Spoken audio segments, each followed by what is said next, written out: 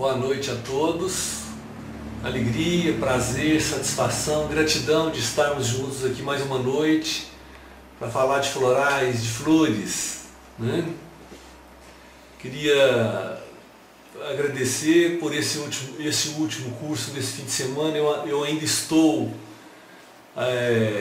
embalado, embebido pela energia maravilhosa que foi esse último curso. Eu acho que você também concorda, né, Dinamara? Eu acho que foi Sim. Fantástico, né? E nossa, inesquecível, toda a turma. Tomara que voltem sempre, né? Foi um encontro inesquecível, muito transformador para todos nós. Hoje eu gostaria de abordar uma essência floral, que é a guinéia, mas feita de uma planta bastante humilde, bastante simples, né, que tanto cultivada quanto espontânea aí nesse nosso Brasil afora, que é a guiné, piti, tipi. A guiné é muito afamada, né, para uso na medicina popular, principalmente em aplicações tópicas, em variadas situações, principalmente como anti-inflamatório. Mas a fama dela vem lá da época colonial, conta dos escravos, né? Tanto é que ela recebeu esse nome de Guiné, possivelmente muito amada pelos escravos que vieram da Guiné-Bissau. Mas é uma planta também brasileira. Eu coloquei essa planta aqui hoje por causa de uma surpresa nesse livro que nós lançamos esse fim de semana, né? Flores e florais que brotam no jardim, na alma da música popular brasileira. Surpreendentemente, é uma equipe, né, que fez essa pesquisa aqui dentro dos Florais de Minas, eu, Rodrigo, Fábio Lima, mais outras pessoas, encontramos que quase 10%, num recorte de 633 músicas, quase 10% delas, a guinéia estava presente. Ou de um modo principal, primário, como sendo a tônica da música, ou de um modo secundário, rodeando alguma outra planta. Ou seja, se nós observarmos o jardim musical da MPB, nós vamos encontrar uma quantidade enorme de guiné. Estranho, achei isso muito estranho, como isso pôde acontecer. E a gente neste livro chega a fazer um monte de análise estatística no final e conclui que as plantas que mais comparecem no jardim floral da MPB são aquelas que foram trazidas pelos elementos raciais que compõem o brasileiro, né? Então a maioria das plantas são a guiné, que vamos dizer assim, que simboliza o africano, né? Algumas outras plantas, madressilva e etc., que simbolizam o português, a melancolia portuguesa, o fado português, e as plantas da mata brasileira típica, que é trazida pelo índio, né? Por exemplo, a fúcsia, que é o brinco de princesa. Então, nós temos 3 conjuntos de plantas, de cada 3 raças diferentes, que compõem não só, digamos assim, a raça brasileira, mas compõem também a nossa MPB. Mas por que a guiné é tão presente, né? E hoje nós vamos discorrer um pouco a respeito disso aqui, porque lá no livro a gente elabora algumas ideias a esse respeito, que eu acho que são bastante promissoras, para a gente ver como que há uma impregnação, digamos assim, do ritmo, né? Vamos dizer assim, ainda nós cantamos, né, no ritmo colonial, né? Principalmente impregnado pela musicalidade africana, negra do nosso sangue, né? E a Guiné é uma representação disso. Aí vamos apreciar algumas ocorrências, né? Uma planta que eu acho que é bastante conhecida, aí já um close um pouco mais próximo aí de um raminho florido, né? Tem um cheiro muito forte, aí com fundo escuro para dar um pouco mais de contraste. Aí de novo a ramada florida, mais próximo um pouco as flores, as pétalas. Olha, mais próximo ainda, uma planta que não tem assim lá grande atrativo, né? Tem um cheiro, um aroma típico muito forte. Aqui ilustrações botânicas. E nós praticamente na terapêutica utilizamos a essência floral guinéia quando há uma necessidade da pessoa se identificar com o próprio eu, né? Quando é preciso reforçar a sua individualidade, principalmente em decorrência de perdas energéticas, de influências externas danosas, né? Principalmente quando há necessidade de identificar, compreender e daí então se liberar de relacionamentos conflituosos, onde há digamos assim, um padrão doentio, né, ou uma deslealdade na relação. Então, quando há uma espécie assim de vício no outro, né, uma dependência no outro que acaba prejudicando ambos, né? Isso falando numa relação assim, por exemplo, de um casal, ou de uma relação numa sociedade, ou de amizade, mas que tem essa conotação bastante negativa, de dependência mútua, que acaba prejudicando o desenvolvimento individual de cada um, né? Contenção de perdas energéticas, vitais e emocionais decorrentes de relacionamento negativo, escravizadores ou patológicos. Olha aí a palavra escravizadores já se insinua aí, né? E a gente lembra da Guiné, né? Que os escravos, antigamente, boa parte deles, o apelido de um escravo era aquele Guiné. Aquele Guiné era um sinônimo de escravo, né? Do ponto de vista mais espiritual, obstrução de obsessores psíquicos, né? Proteção contra ingerência externa sobre a alma, fortalecimento da vontade individual, do eu próprio, né? Aceitação da solidão existencial, sofrimento por causa de falta de afeto de outra pessoa, carência também. E quando aqueles que costumam delegar a própria felicidade ou o próprio destino na mão de terceiros, que é uma coisa absolutamente inaceitável, né? Bom, eu começo fazendo uma advertência que eu colhi nesse livro bastante interessante, muito conhecido, de Aldous Huxley, que é As Portas da Percepção e Céu e Inferno. Às vezes você não encontra o livro só As Portas da Percepção, às vezes ele vem sempre junto, As Portas da Percepção e também um outro livro chamado Céu e Inferno, publicados na mesma edição. Então coloquei na parte de cima aí do slide várias edições brasileiras, né, deste livro. E nele ele chama a atenção uma certa hora lá, com uma frase que é bastante interessante, que diz o seguinte: vivemos e agimos e reagimos uns com os outros, mas sempre e sob quaisquer circunstâncias existimos a sós, né? Ele dá vários exemplos que ilustram isso aí, né? Os mártires penetram na arena de mãos dadas, mas são crucificados sozinhos, né? Abraçados, os amantes buscam desesperadamente fundir seus êxtases, isolados em uma única autotranscendência, mas não adianta, no final das contas, estamos absolutamente só. É só a gente lembrar que o juízo de Deus ele é feito com essa exclusividade, com essa individualidade.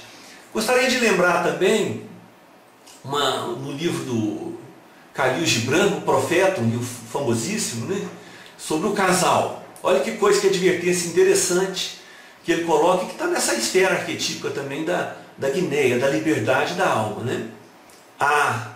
Estareis juntos mesmo na memória silenciosa de Deus, mas que haja espaços na vossa união, e que os ventos celestiais possam dançar entre vós. Então tem que ter espaço. Amai-vos um ao outro, mas não façais do amor uma prisão. Deixai antes que seja um mar ondulante entre as margens das vossas almas. Enchei a taça um do outro, mas não bebais de uma só taça. Parti o vosso pão ao meio, mas não comais do mesmo pão. Cantai e dançai juntos, mas deixai que cada um de vós fique sozinho, como as cordas de uma lira estão sozinhas, embora vibrem ao som da mesma música. Entregai os vossos corações uns aos outros, mas não ao cuidado um do outro, pois só a mão da vida pode conter os vossos corações. E ficai juntos, mas não demasiadamente juntos, pois os pilares do templo estão afastados, e o carvalho e o cipreste não fazem sombra um ao outro.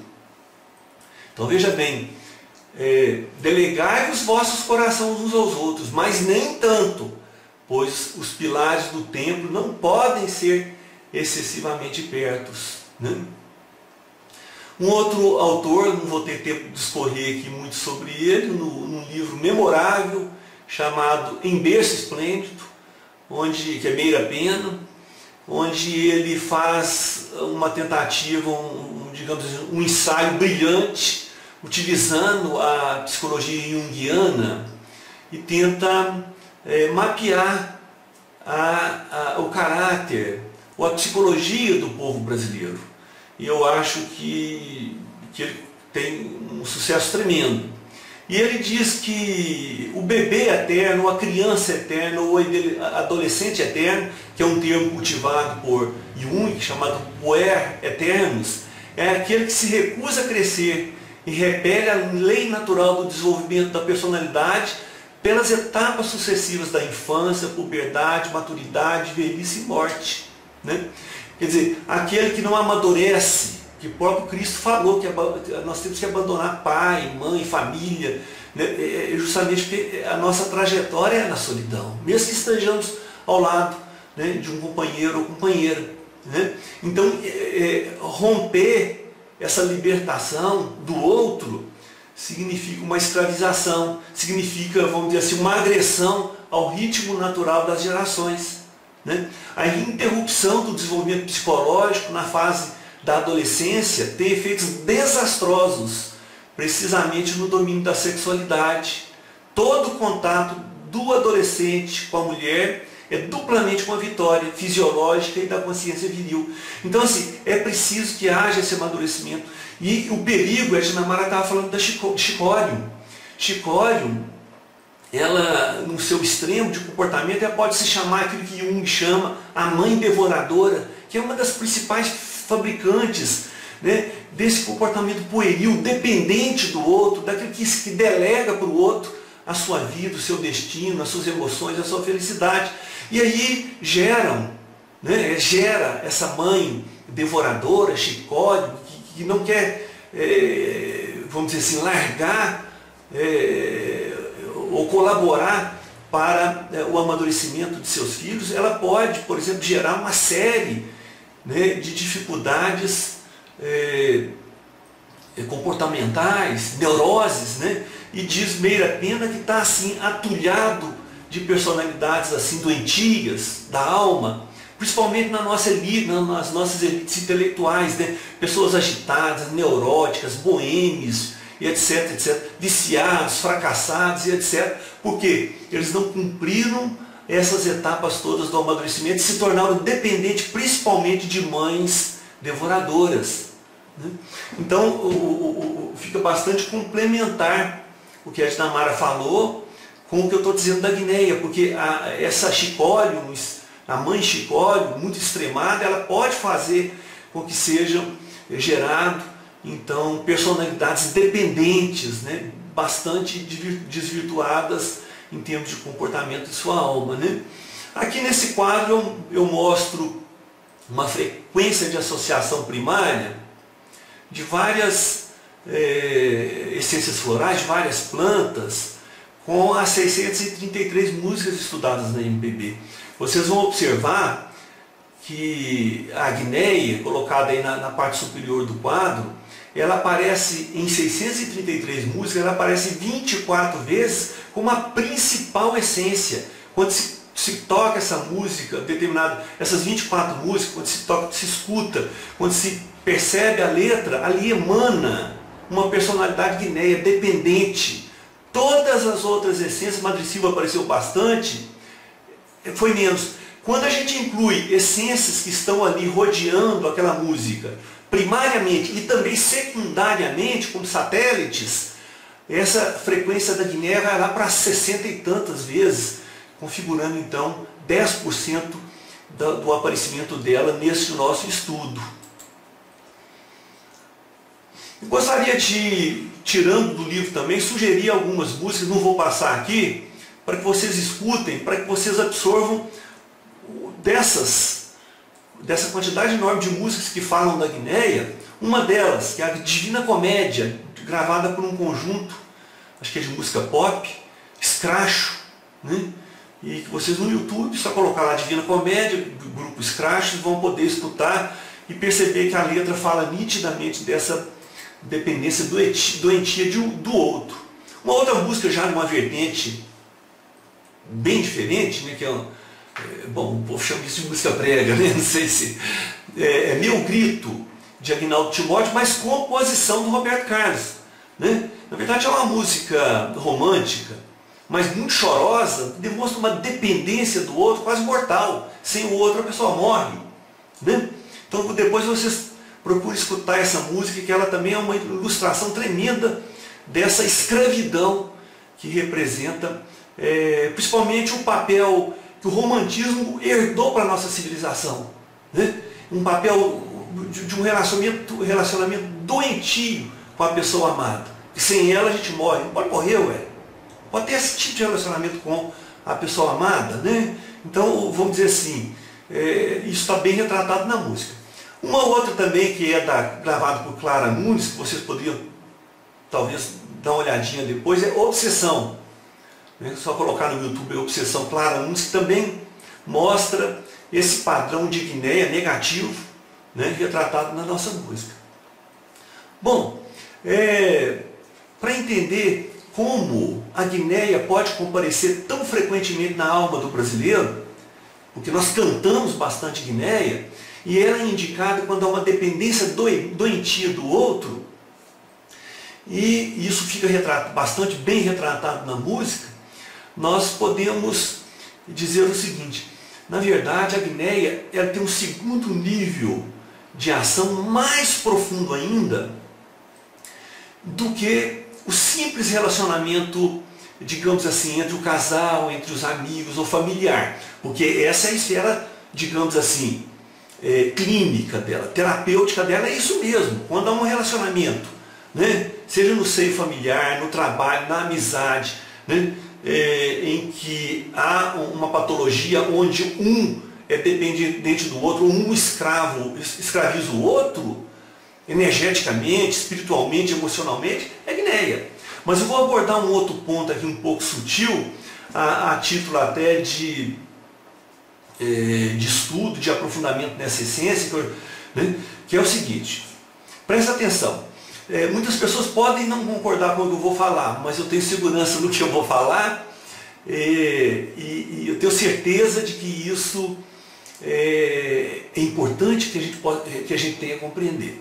Coloquei duas imagens aí, típicas da queda, do episódio da queda de Adão e Eva, né?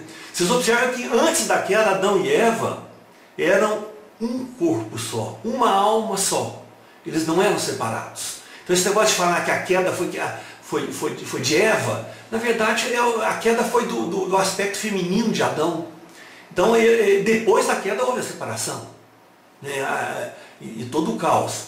Mas observa, desse episódio nós tiramos todo um aprendizado de um outro tipo de escravização, que é mais profundo, mas mais profundo ainda. E é claro que ele acaba gerando essa escravização dos relacionamentos. Mas veja bem, o desejo humano é arquetípico. Ele não brota de uma subjetividade interior, como se fosse um ato espontâneo, genuíno, da vontade de cada um de nós. Não existe isso.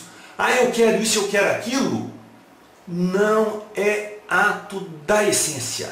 O querer, o desejo, a vontade, em geral, não é ato da essência. Normalmente, ele tem como base esse episódio aí, o desejo. O desejo, ele sempre é soprado, sugerido, imitado de um outro. Tudo que desejamos comporta ontologicamente, ou seja, lá na raiz, um fundo de imitação ou uma base de inveja. E isso está aqui. Está lá o que nós herdamos, quando se fala em pecado original, na verdade, é o desejo.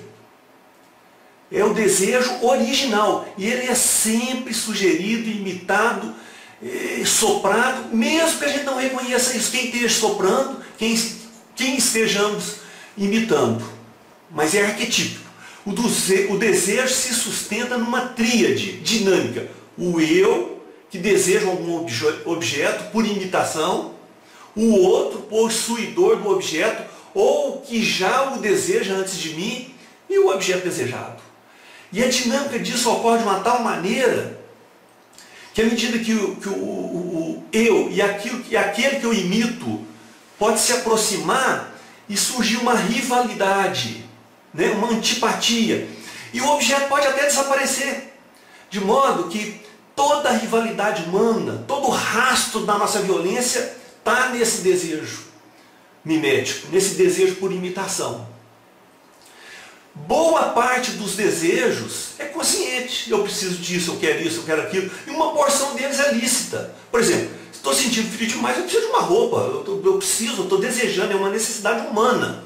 Porém, a fonte de quase todo o desejo está fora da gente. É imitativa e invejosa.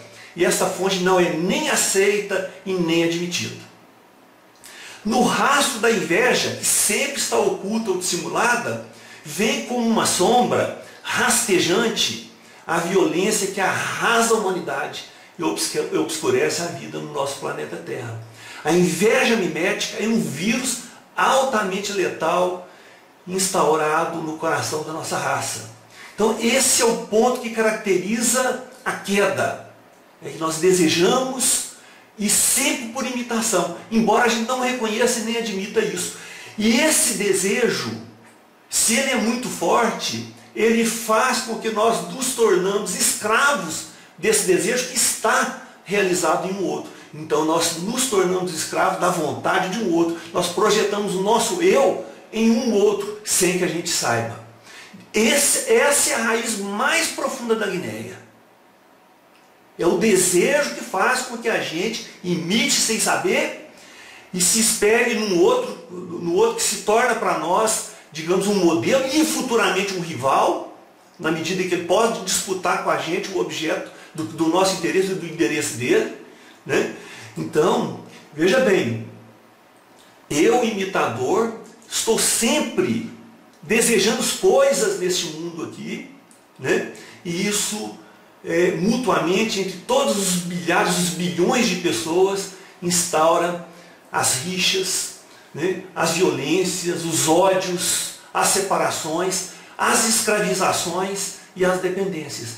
E Guinéia, mais profundo que todo o conflito que existe aí nos relacionamentos, ela vai, junto com outras essências florais, como Malus, né, e Artemisia, nessa raiz da inveja, né, que está oculta atrás da imitação que está oculta em todo o nosso desejo. Então, é uma coisa que eu estou colocando para vocês, pesado e tudo, mas para que a gente possa meditar nas capacidades maravilhosas da terapia floral, que hoje estão oferecidas para que a gente possa... No começo a gente vai tratar com a Guinéia esses relacionamentos. A gente vai tratar, harmonizar, mas o passo subsequente vai ser os relacionamentos inconscientes e ocultos com aqueles que geram os nossos desejos externamente e com os quais nós rivalizamos também.